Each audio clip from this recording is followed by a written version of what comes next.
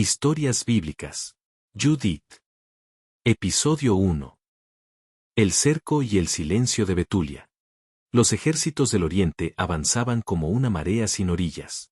Bajo el estandarte de Nabucodonosor, rey de los asirios, marchaban pueblos sometidos, soldados endurecidos por la victoria y generales que no conocían la compasión. A su frente iba Holofernes, cuya fama de devastación había precedido sus pasos como un presagio de ruina. Cuando Betulia apareció ante ellos, encaramada en las alturas que custodiaban los accesos a Judea, Holofernes no vio una ciudad, vio un obstáculo. Y decidió quebrarlo no con asalto inmediato, sino con paciencia cruel. Rodeó los collados, ocupó los manantiales y cerró los caminos. La ciudad quedó sitiada, suspendida entre el cielo y la muerte. Dentro de Betulia, el agua comenzó a faltar. Los cántaros se vaciaron, los labios se secaron, los niños lloraban sin entender. El pueblo se vistió de saco, cubrió su cabeza de ceniza y clamó al Dios de Israel. Los ancianos se sentaron a las puertas, los sacerdotes ofrecieron incienso, los corazones se debatían entre la fe heredada y el miedo presente.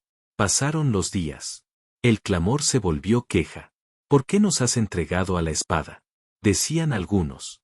¿Dónde están ahora tus promesas? Susurraban otros.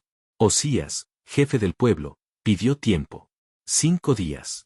5 días para esperar socorro del cielo antes de rendirse.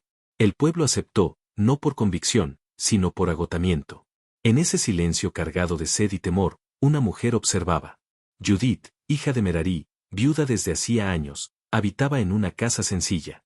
Ayunaba con frecuencia, guardaba la ley, y su luto no había apagado su espíritu. Desde su azotea veía el campamento enemigo como una herida abierta en la tierra. Y mientras muchos dudaban, ella oraba. No pedía huida. No pedía rendición. Pedía discernimiento. Y el Dios de Israel, que prueba a los suyos antes de glorificarse, escuchaba. Episodio 2. La palabra que hiere y despierta. Cuando Judith oyó la decisión de los magistrados, descendió de su casa y mandó llamar a Osías y a los ancianos. No habló como súbdita temerosa, sino como hija de la alianza. ¿Quiénes sois vosotros para poner plazo al Señor? Dijo. ¿Habéis probado vosotros el corazón de Dios? Si no puede salvarnos en 5 días, ¿dejará de ser Dios? Sus palabras no eran rebeldía, sino celo. Recordó las pruebas de Abraham, la paciencia de Moisés, la fidelidad exigida a Israel. No negó el peligro, pero rechazó la desesperación. Permaneced en las puertas, concluyó. Yo haré algo que será recordado por generaciones. No explicó más. Solo pidió que oraran por ella. Aquella noche, Judith se despojó del saco, se lavó, ungió su cuerpo y vistió sus mejores galas. No por vanidad, sino por obediencia a una misión que aún no había sido pronunciada con palabras humanas. Elevó una oración larga y profunda. No pidió fuerza propia, sino que Dios guiara su engaño para humillar al soberbio. Y cuando terminó, el silencio parecía escucharla. Episodio 3. El descenso al campamento enemigo. Judith salió de Betulia acompañada solo por su sierva. Bajó hacia el campamento asirio como quien desciende al abismo, pero sin temblar. Los centinelas la apresaron, maravillados por su belleza, y la llevaron ante Holofernes. Ella habló con prudencia y astucia. Se presentó como mujer que huía de un pueblo condenado.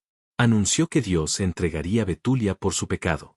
Holofernes creyó escuchar sabiduría donde había soberbia. La alojó en su tienda. La invitó a su mesa. Esperó poseerla como trofeo. Durante días, Judith salió a orar, conservó su pureza y aguardó. La providencia no se apresura. Hasta que llegó la noche del banquete. Holofernes bebió más de lo debido. El general invencible cayó vencido por su propio exceso. Cuando quedó solo con Judith, tendido en su lecho, ella tomó la espada que colgaba del poste. No gritó. No dudó. Episodio 4. La cabeza del soberbio. La noche había caído sobre el campamento asirio con un silencio engañoso. Las hogueras ardían aún, pero los cantos se habían apagado. El vino había corrido con abundancia en la tienda de Holofernes, y el general, ebrio de bebida y de orgullo, yacía tendido sobre su lecho, inconsciente de que su hora había llegado. Judith permaneció de pie por un instante, recogiendo el aliento. No había temblor en su mano, pero sí una gravedad profunda en su espíritu. No actuaba por impulso ni por venganza, sino como instrumento de una justicia que no se gloría en la violencia. Elevó una breve súplica en su interior, no con palabras, sino con una entrega total.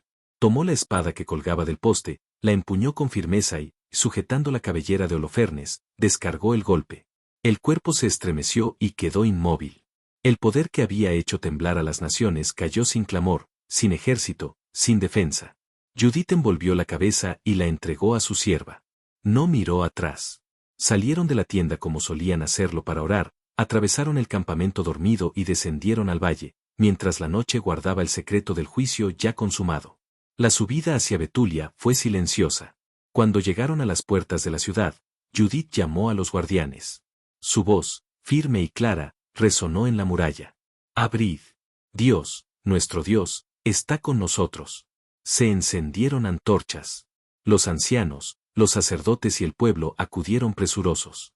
En medio de ellos, Judith abrió la alforja. El rostro del enemigo apareció bajo la luz temblorosa. Un murmullo recorrió la asamblea, luego, un clamor contenido que se transformó en adoración.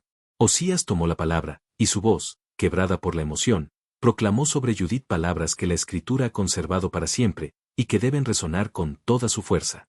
Bendita eres tú, hija, por el Dios Altísimo, más que todas las mujeres sobre la tierra. Y bendito sea el Señor Dios, Creador del cielo y de la tierra, que dirigió tu golpe contra la cabeza del jefe de nuestros enemigos. Judith capítulo 13 versículo 18. No era solo un elogio humano. Era el reconocimiento de que el Dios Creador había intervenido, guiando la mano humilde para abatir al soberbio. El pueblo cayó rostro en tierra. El miedo se disipó como niebla al amanecer. La fe, probada por la sed y el asedio, se alzó ahora con claridad. Judith no respondió con orgullo. Permaneció en silencio, consciente de que la gloria no le pertenecía. Había cumplido lo que debía hacer, y el resto lo haría el Señor de los ejércitos. Esa noche, Betulia durmió por primera vez sin el peso del cerco. Y aunque el enemigo aún no lo sabía, su derrota ya era irrevocable. Episodio 5. La revelación y el clamor. Cuando Judith llegó a la ciudad, llamó a los guardianes. Al reunirse el pueblo, abrió la alforja y mostró la cabeza de Holofernes. El miedo se quebró. El llanto se volvió grito. La fe despertó como llama avivada. El pueblo bendijo a Dios, y Judith habló no de sí misma, sino del auxilio recibido. Y la Escritura proclama. Y todo el pueblo cayó rostro en tierra, adoraron a Dios y exclamaron. Bendito seas, Dios nuestro, que has humillado hoy a los enemigos de tu pueblo. Judith capítulo 15 versículo 10. Episodio 6. La persecución y la victoria. El amanecer encontró al campamento asirio despojado de su falsa seguridad. Donde la noche anterior había orden, ahora reinaba el caos. La noticia se propagó como un golpe seco. Holofernes estaba muerto. No hubo consejo ni estrategia, el miedo tomó el lugar del mando. Los soldados huyeron sin mirar atrás, abandonando armas, tiendas y provisiones, como hombres perseguidos no solo por enemigos visibles, sino por el peso de un juicio inevitable. Desde las murallas de Betulia, los centinelas vieron el desconcierto. El cerco se deshacía ante sus ojos. Osías dio la orden, y las puertas se abrieron. El pueblo salió con cautela primero, luego con paso firme. La liberación ya no era esperanza, sino realidad en movimiento. Las ciudades vecinas de Israel, al conocer la huida del enemigo, se unieron a la persecución. No fue una guerra organizada, sino el derrumbe de una soberbia que ya había sido herida en su raíz. Y así se cumplió lo que la Escritura atestigua, como testimonio de una victoria concedida por Dios. Comenzaron a perseguirlos por el camino de Betulia hasta llegar a los collados, y los que habían quedado en las ciudades de Israel cayeron sobre ellos mientras huían. Judith 15,9. Los caminos se llenaron de pasos apresurados y de polvo levantado por la derrota. El ejército que había hecho temblar a las naciones se dispersó sin honor. Nadie lo sostenía ya. El Señor había retirado su permiso para oprimir. Cuando el peligro cesó, Israel regresó. Entraron en el campamento enemigo y tomaron los despojos, no como botín de orgullo, sino como señal de restitución. Cada tienda vacía, cada arma abandonada, hablaba de un poder humano reducido a nada frente a la voluntad del Altísimo. Entonces el pueblo se reunió. Judith fue llevada al centro de la asamblea. No iba adornada con gloria propia, sino envuelta en la dignidad silenciosa de quien ha obedecido. Al verla, todos, ancianos, jefes, hombres y mujeres, elevaron una sola voz.